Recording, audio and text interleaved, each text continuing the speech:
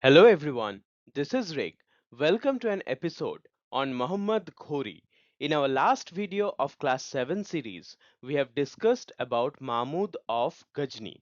We have seen how he had invaded India, how he caused a lot of destruction, how he looted the Indian temples. So in this video, we are going to discuss what happened after that. So for about 150 years, after Ghazni's invasion, there was no attack on India from the Turkish side. After that, Muhammad of Ghori invaded India. This part is very important because it is a turning point in Indian history. Please carry a notebook with you so that you can note down the important points. Also, the last part of this video contains some questions and their answers which will help you to understand this chapter better. So without doing any delay, let's begin. Ghori. So, Ghorian invasions. What happened? Introduction to Muhammad Ghori. Muhammad Ghori ruled from CE 1175 to 1206. This is not the date of birth and death of Muhammad Ghori. This is his ruling period. Also known as Muhammad of Ghur, was a ruler of a small kingdom in Ghor in Afghanistan. So Ghor was a kingdom in the northwestern part of Indian subcontinent, that is present day Afghanistan. Capture of Ghazni. So until the time of Muhammad Ghori, Ghazni was the seat of Turkish power in Afghanistan. So in 1173, he captured Ghazni and then turned his attention toward India. So in 1173, he captured the territory of his predecessor, that is Mahmud of Ghazni. So in 1173, he captured Ghazni and then he decided to come towards India. He invaded India with a clear aim of establishing an empire. So this was the point of difference between Muhammad of Ghori and Mahmud of Ghazni. Mahmud did not come to India to establish an empire, whereas Muhammad Ghori's sole intention was to create a great empire in India. Contrast with Mahmud. The nature of his invasion was different from that of Mahmud of Ghazni. Mahmud of Ghazni came only to loot India, whereas Muhammad of Ghori came to India to establish an empire. His objective was not just looting but permanent control and empire building. He led the foundation of Muslim dominion in India. So, for the first time, he made domination of Islamic philosophy in the Indian subcontinent. His invasion marked the beginning of a new political era in Indian history. So Islamic period in Indian history started with Muhammad of Ghori's invasion. Muhammad Ghori's successful invasions helped him control significant parts of India. So what was the motive of Muhammad Ghori? Why did he come to India? Ambitious empire builder. Muhammad Ghori was very ambitious and aimed to establish an empire in India. So his sole motive to come to India was to make an Islamic empire. The Ghurid state in Central Asia was militaristic. So they had Turkish background, and Turkish people are very good in military warfare of the Middle Ages. So the Ghurid state in Central Asia was very much advanced in military and warfare. So they had poor agricultural revenue. Ghur did not yield much revenue due to unsuitable conditions for agriculture. So this part of the world was mainly desert. So it did not have the suitable conditions for agriculture. He depended on raiding prosperous areas like Khurasan and Merv for resources. So when you don't have food, you need to get food by defeating other areas. That was called raiding. So his intention was to take away resources from the areas which already had it, like Khurasan and Merv. So eviction from Khurasan. After he conquered Khurasan, the Ghorids were uprooted from Khurasan by the Seljuks. Seljuks are prominent Islamic dynasties that drive away the Ghurids from Khurasan. So Ghurids controlled Khurasan, however, when the Seljuks came, they drove away the Ghurids. Eviction and perpetual conflict with Seljuks and Turkish tribes forced the Ghurids to seek new lands. So, because of continuous warfare with the Seljuks and other Turkish tribes, the people of Ghor decided to come to new lands, and this led to his invasion to India. So India was the most prosperous part of the world at that time. So because of all these situations, he decided to invade India. India became the logical and lucrative target for his empire's expansion. Initial attack. So how did he enter India at first? In CE 1179, Muhammad Ghori reached and captured Peshawar. So the first attack came in Peshawar, where Muhammad Ghori captured the entire territory of Peshawar in 1179. Peshawar was like the gateway to the Indian subcontinent. At that time, Punjab was ruled by Khusru Malik of Ghazni dynasty. So from the time of Ghazni, this part, Peshawar, was under the Ghazni dynasty and Khusro Malik was the ruler. So Muhammad Ghori defeated Khusro Malik and captured Peshawar. Ghori killed Khusro Malik in CE 1192 and captured Punjab. So in 1192 he defeated Khusro Malik and killed him once again, and then he captured Punjab. He then challenged the Rajput kingdoms of northern India. So after that, he challenged all the Rajput kingdoms in northern India. Rajput kingdoms united under the leadership of Prithviraj Chauhan. So almost all the Rajput kingdoms came under the leadership of a person named Prithviraj Chauhan, who was not only a great king but one of the greatest warriors India has ever produced. So Prithviraj ruled the region between Delhi and Agra. So he was a great ruler who ruled considerable amount of territory from Delhi to Agra. The Rajputs under Prithviraj's command stopped Ghori's further expansion. So, for the time being, Ghori was stopped by Prithviraj Chauhan, who was the leader of Confederacy of Rajputs.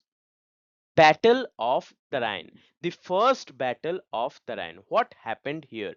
So Ghori's attack came in 1191 CE. Muhammad Ghori attacked Prithviraj Chauhan, who was the leader of combined forces of the Rajputs. The battle was fought at a place called Tarain. So Battle of Tarain was very famous in 1191, where Muhammad Ghori attacked Prithviraj Chauhan. Ghori was defeated in the first battle of Tarain by Prithviraj Chauhan. So in the first battle of Tarain, Ghori was easily defeated. He did not have any chance against Prithviraj Chauhan. He fled back to his homeland in humiliation. And it is said that Prithviraj Chauhan forgave Muhammad Ghori, and he promised, Muhammad Ghur promised that he will never come to India again. And so he had to flee back to his homeland in humiliation. This defeat did not end Ghori's ambitions in India, but his target was very much fixed. His target to conquer India was not shattered. So he planned to return to avenge the loss and reassert dominance. So he planned just the next year to again come to India and defeat Prithviraj Chauhan. The battle was a major setback for Ghori's first Indian campaign. So this first battle of Tarain was a humiliating defeat for Muhammad Ghori. Second battle of Tarain. What happened in the second battle? So Ghori's return. In 1192 CE, Ghori returned with a mightier army of Turkish and Afghan soldiers. So just the next year, Ghori again returned with a bigger army and stronger army of Turkish and Afghan soldiers. This time he hired people from Central Asia to join into his army. So he challenged Prithviraj Chauhan again at Tarain. So again in the same place he challenged the same ruler who defeated him earlier. Prithviraj organized a confederacy of Rajput chiefs to counter Ghori. So Prithviraj again appealed to all the Rajput rulers to come together in order to defeat Ghori. Now there was one betrayer. Jaichand, the ruler of Kannauj, refused to help the Rajput alliance. So this was a betrayer in Indian history named Jaichand, who was a ruler of Kannauj. Even though he was a Rajput, he did not support Prithviraj Chauhan. Ghori's army routed the Rajput forces. In turn, Jaichand gave vital military informations to Ghori, with the help of which Ghori totally defeated the Rajput forces. The defeat marked the end of Rajput dominance in North India. So, with this defeat, the dominance of Rajputs in northern India totally ceased. Rajputs were no more the most powerful force in in India after the coming of Second Battle of Tarain. So it paved the way for the foundation of Turkish rule in India. So with this, Turkish rule in India was founded. 2 years later, Ghori killed Jaichand of Kannauj. 2 years later, Ghori killed the person who betrayed his own ruler. And that, as fate would have it, was the appropriate punishment for Jaichand of Kannauj. Foundation of Delhi Sultanate. This led to the foundation of Delhi Sultanate. Installation of a puppet ruler. So after the second battle of Tarain, Muhammad Ghori made Gola, the son of Prithviraj, a puppet king. So Gola did not have any independence. He was a namesake ruler, and so he was a puppet king installed by Muhammad Ghori. He deputed Qutbuddin Aibak as his viceroy in Delhi. So Qutbuddin Aibak was put as the viceroy of Muhammad Ghori in Delhi. Qutbuddin captured Kalinjar in Bundelkhand and Anhilwara in Gujarat. So these were the areas captured by Qutbuddin Aibak. Kalinjar in Bundelkhand and Anhilwara in Gujarat. So these areas were expanded not by Muhammad Ghori directly but by his viceroy Qutbuddin Aibak. He extended Ghori's empire to Mathura, Gwalior, and Malwa. So all these areas were annexed by Qutbuddin Aibak. Bakhtiyar Khilji was another general of Muhammad Ghori. He captured Bihar and Bengal between 1194 to 1203 CE. So the eastern part of Indian subcontinent was captured by a person named Bakhtiyar Khilji.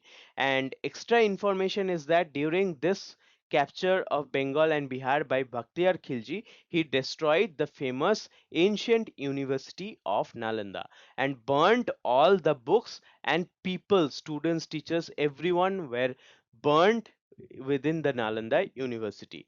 So by 1206 CE, Ghori controlled Delhi, Ajmer, Aligarh, Kalinjar, Bihar, and Bengal. So by 1206 CE, Ghori controlled a great empire which included the territories of Delhi, Ajmer, Aligarh, Kalinjar, Bihar, and Bengal.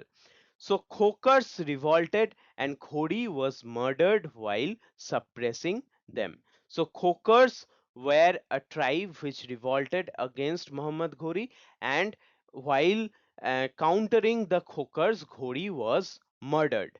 After his death, the generals declared independence in regions like Afghanistan, Bengal, Punjab, and Delhi. So all his generals who were there, who were responsible for specific parts of his territory, declared themselves to be independent. Qutbuddin Aibak led the foundation of Turkish Empire in Delhi. So Qutbuddin Aibak emerged as most powerful of his generals, and he established the Turkish Empire in Delhi. So cause for the success of Turks. How did the Turks succeed in capturing India one by one.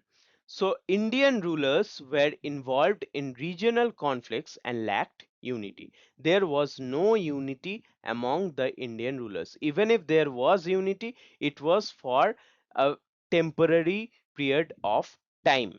So they failed to support each other during crisis, offering little resistance to invasions. So during invasions, they did not support each other. As we have seen, Jaichand, one of the most powerful ruler of the Rajputs, betrayed Prithviraj Chauhan. So these things were very common in medieval India. So they did not support each other and could not unify against a common enemy. Rajput forces were commanded by feudal lords, not by a unified central authority. So Rajput territories were very much divided. Each territory had its own leader and they had little bit of military forces under them. So even if Rajputs were the greatest warriors, they couldn't unite under a central authority. Each contingent acted under its own local chief, not the king, causing lack of coordination. So every local chief was the leader and they did not function properly under a common central authority, that is a king. Therefore, there was no coordination. The Turks had advanced military techniques and better war strategies. So the Turkish people had better military techniques and also their strategy was far better than the local Indian rulers, that is the Rajputs. They used horses for faster movement in warfare. So they used horses in a huge amount, whereas the Rajput rulers did not use horses that much. So iron stirrups and horse shoes were the military technologies which were brought to India by the Turks. So this gave greater mobility and strength to cavalry soldiers. So their horses were much more stronger than the Indian horses and so cavalry became much more efficient than the Indians. Rajputs relied on elephants which were slower and less effective than cavalry. So while the Turks were faster and better equipped, Rajputs still relied on elephants, which even though was more powerful but very slow.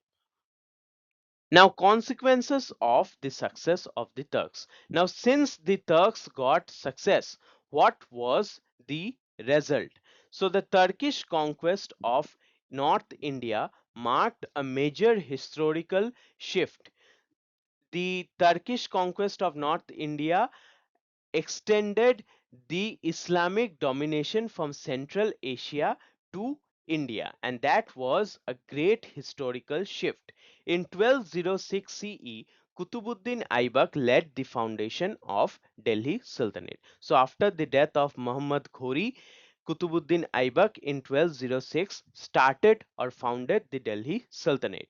He established a dynasty later known as the Slave Dynasty because all the rulers in this dynasty were slaves of previous rulers. So he established the slave dynasty. In fact, Qutbuddin Aibak was a slave of this Muhammad of Ghori. So there was a shift in power. So power shifted from Indian hands to foreign rulers. India came under the rule of Delhi Sultans for the next 300 years. So for the next 300 years, the Delhi Sultans controlled most of the northern part of Indian subcontinent. It was the beginning of a long period of Turkish rule in India. It brought about major changes in administration and governance. So all the Central Asian culture left their footprint in India with the help of the foundation of Delhi Sultanate. This conquest initiated the medieval era of Indian history. So with this conquest, the medieval era of Indian history started in the Indian subcontinent. Now we will go through the questions and answers which will help you in your exams and it will help you to understand this chapter in a much better way. You can note them down. Why did Muhammad Ghori invade India? Muhammad Ghori was very ambitious and wanted to establish an empire in India. The Ghorid state in Central Asia was a militaristic state, and his area of rule, Ghur, did not yield much revenue as it was not suitable for huge agricultural production. As a result, he used to levy heavy taxes on prosperous areas like Khurasan and Merv. This made the Ghurids unpopular in Khurasan, and they were forced out of this area by the Seljuks. This forced eviction and the perpetual conflict with the Seljuks and the Turkish tribes were the factors that compelled the Ghurids to invade India. What was the significance of the Second Battle of Tarain? The Second Battle of Tarain, 1192 CE, marked a turning point in Indian history. In this battle, Muhammad Ghori returned with a mightier army of Turkish and Afghan soldiers and challenged Prithviraj Chauhan again. Though Prithviraj organized a confederacy of Rajput chiefs, Jaichand, the ruler of Kannauj, refused to help. Ghori's army routed the Rajput army, and the defeat of Prithviraj marked the end of Rajput rule in North India. This battle paved the way for the foundation of Turkish rule in India. List three causes of success of Turks. First, internal conflict. The regional kingdoms of India were busy in conflicts with each other. They didn't support each other in times of crisis and hence posed little resistance to any external attack. Lack of united command in Rajput army. The Rajput forces were commanded by feudal lords. Each military contingent was under its immediate overlord or chief and not the king, so the army lacked unity of command. Superior military technology. The Turks had superior military technology and art of war. They used horses for warfare with greater skill and employed iron stirrups and horseshoes, which gave them a distinct advantage. Why is Muhammad Ghori's conquest of North India considered to be a turning point in the Indian history? The Turkish conquest of North India was an important turning point in the history of India. In 1206 CE, Qutbuddin Aibak led the foundation of Delhi Sultanate under a dynasty popularly known as the Slave Dynasty. India came into the hands of those who would rule it for the next 300 years, that is, the Sultans of Delhi. So that was all about Muhammad of Ghori. We have seen how India fell into the hand of Turkish rulers, and that paved the way for the next 300 years of North Indian history. So later on, we will study about the Delhi Sultanate, each dynasties in great detail. But before that, please go through this video, and if you have any doubts, you can post it in the comments. I will try my best to answer.